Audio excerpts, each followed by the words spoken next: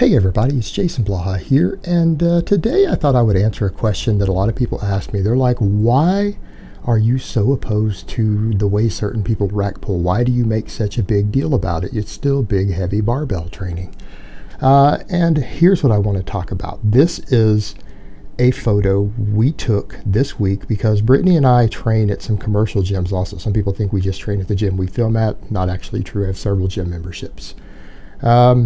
We came across this when Brittany was squatting. I noticed the bar would roll back into a given position because the bar was bent. And then I saw this crack along it, and I went and alerted management, and they went and pulled this bar out of commission. They had a guy come over and inspect it and said, yeah, that crack was deep into the metal. It's not just a surface crack. That bar has been bent. Now, that bar was sitting in a power rack, and it's not hard to figure out how this happens. What people need to understand when it comes to all this rack pulling people do, there is appropriate equipment for doing partials on a deadlift. Most commercial gyms are not set up to do this. Furthermore, the way it's being demonstrated these days lately by guys like Strap-On Destiny isn't actually useful. People are like, oh no, I did it. It's like, no guys, you're a bunch of noobs. Because the people I've seen come over who say, well, my traps blew up from this. No, your traps blew up because you started doing extra work for them. And it's usually really tiny guys. So it's kind of like you got to wonder, are they just trying to make their traps grow and still stay tiny? You really got to wonder what the logic behind this is, because what he's demonstrating, little short 3 and 4 inch range of motion rack pulls with double twice his deadlift. All right, that destroys equipment at gyms. It causes stuff like this. And it doesn't make you bigger or stronger when compared to more traditional methods. Meaning, I'm not saying it can't stimulate growth, but you know what? If you did 1,000,000 push-ups a week, you would stimulate some growth also. Not the best way to do it. It would stimulate growth.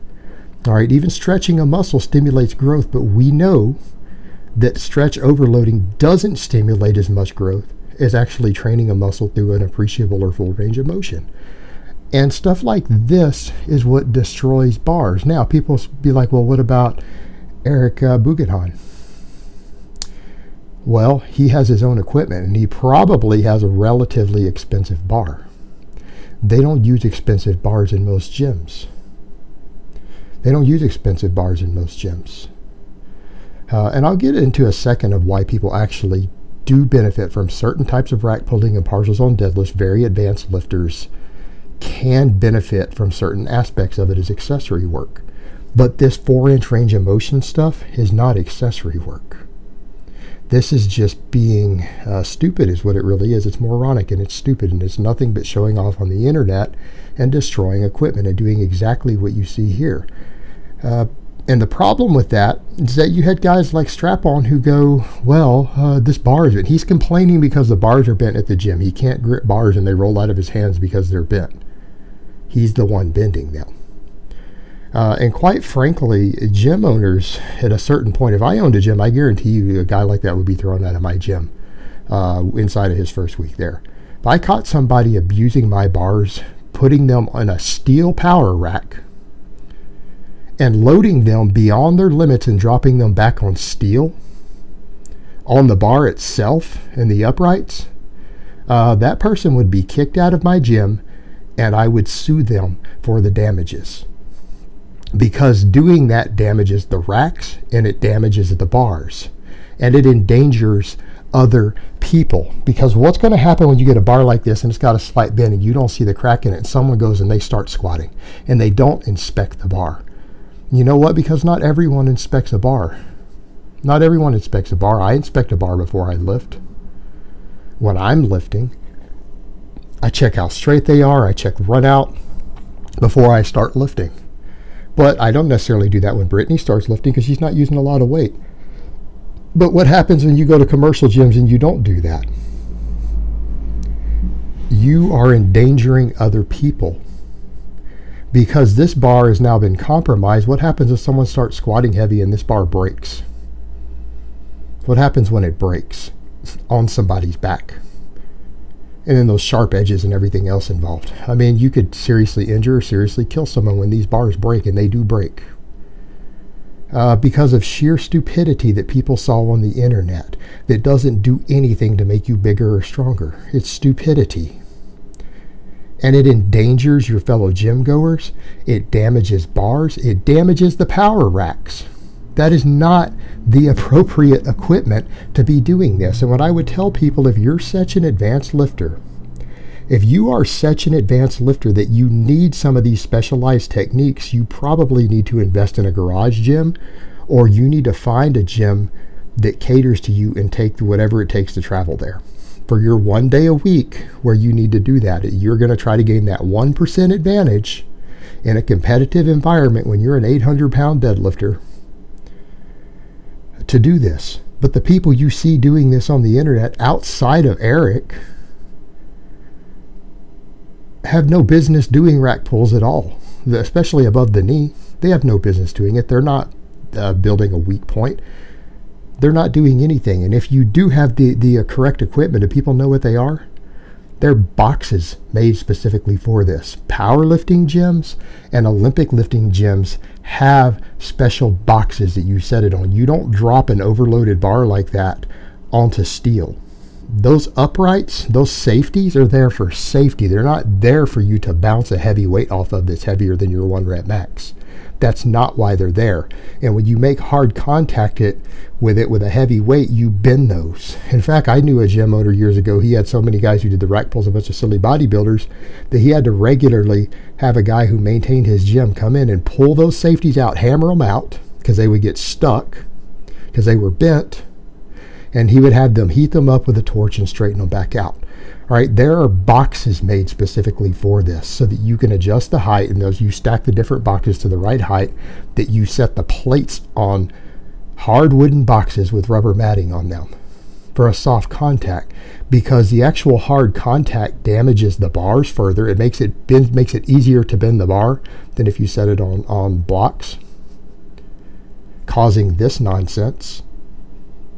And it damages the power racks. All right, this is idiotic. This is completely idiotic, guys. This is endangering yourself, damaging the equipment that you don't own, destroying someone else's property,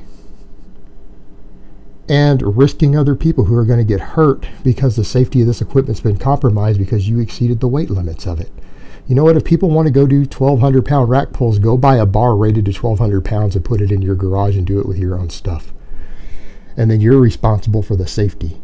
It's reckless and it's dangerous. Now, people will say, well, what do you mean there are certain uses? There are uses for rack pulls below the knee for people who want to get more power off the floor, because, again, they kind of get a few inches off the floor and then it slows down, who want less axial loading, meaning they're struggling to recover from their deadlift volume, and they want to add additional volume pulling from lower. Usually when you're pulling below the knee on a rack pull, it's harder than even off the floor in some cases. If that's your weak spot, you're not going to be able to use your normal deadlift weight, right?